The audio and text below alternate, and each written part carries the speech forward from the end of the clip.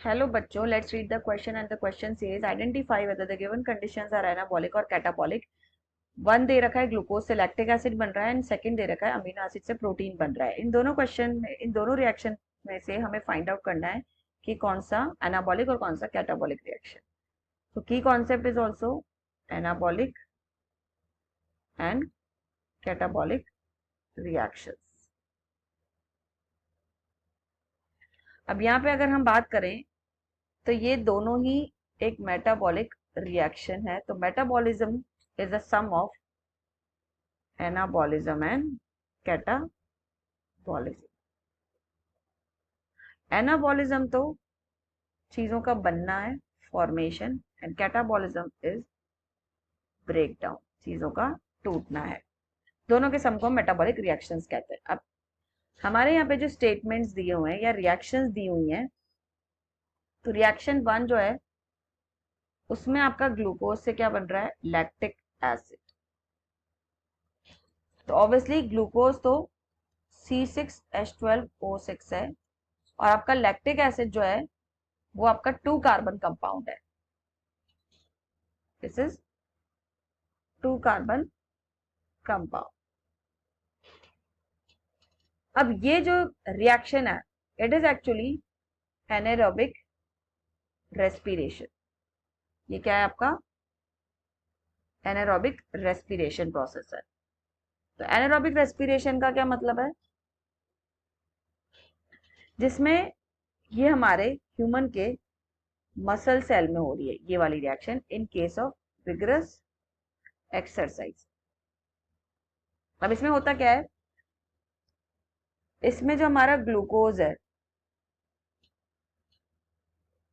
C6H12O6 वो पहले pyruvate में टूटता है क्योंकि ये ग्लाइकोलिसिस का पार्ट है। Whether the respiration takes place in presence of oxygen or in absence of oxygen, glucose से पायरुवेट तो बनेगा ही बनेगा विच इज 3 कार्बन कंपाउंड।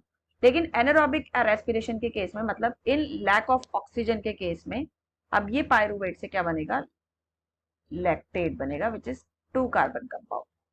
तो ये हो गया हमारा विग्रस एक्सरसाइज के वक्त होता है मसल सेल में। तो इसमें चीजें टूट रही हैं, 6 कार्बन कंपाउंड से 3, 3 से 2। तो ये कैसा रिएक्शन हो गई हमारी, कैटाबॉलिक रिएक्शन हो गई क्योंकि चीज टूट रही है। अब हमारा जो सेकेंड रिएक्शन है,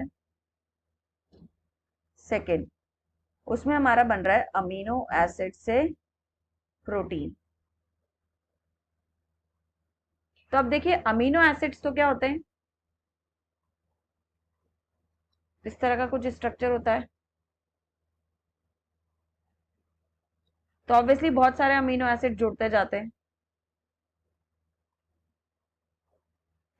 इस तरह से। तो आपका क्या बनता है, पॉलीपेप्टाइड चेन्स बनती हैं और इसी से आगे जाकर प्रोटीन बनता है। तो ये रिएक्शन में फॉर्मेशन हो रहा है। तो ये कैसी रिएक्शन हो गई, एनाबॉलिक रिएक्शंस। तो सी, अब हम ऑप्शन पे जाते हैं। तो ऑप्शन में ग्लूकोज से लैक्टिक एसिड बनना ये कैटाबॉलिक है और अमीनो एसिड से प्रोटीन बनना ये क्या है, एनाबॉलिक। तो अब यहाँ पे फर्स्ट तो कैटाबॉलिक होना चाहिए और सेकंड एनाबॉलिक होना चाहिए। तो ऐसा हमें एक ही ऑप्शन में दे रखा है, दैट इज सी ऑप्शन की first catabolic and second anabolic है। सो we'll go with answer C. So I hope you understood it well. Best of luck.